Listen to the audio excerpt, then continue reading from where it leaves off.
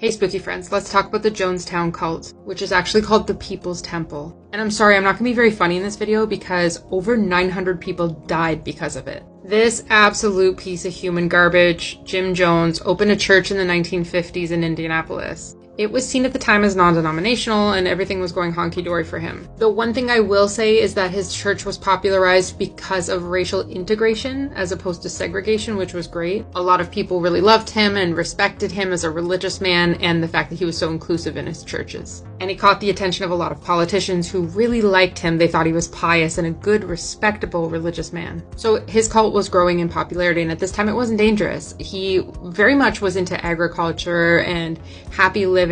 People thought he was a faith healer, and really importantly for later in the story, they thought that he was able to mind read. He would make big displays of faith healing and mind reading.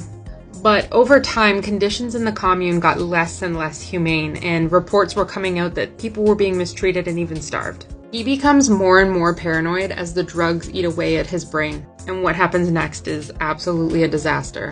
In 1977, people start asking questions, so they send a US congressman, Leo Ryan, along with some media members, approximately 11 of them, to go check things out and see how things are going. Well, they go, they see, but when they go to leave at this tiny Guyanese airport, they're gunned down by some of the cult members who didn't really want them to report back what they'd seen. People wanted out of the cult, and Jim Jones was not going to have that. That small delegation did not make it home. There were a few survivors, but they were severely wounded. And that's when the shit hit the fan. Jim's paranoia kicks in again, and he decides that the end is coming. Because you see, Jim this entire time had been thinking he was going to protect everyone from a nuclear fallout that was going to happen. He thought a war was going to come, nuclear bombs were going to be dropped, and he would have to protect these people from that, and they actually believed him. So Jim, who communicates with his followers by radio, says to everyone, it's time for us to leave.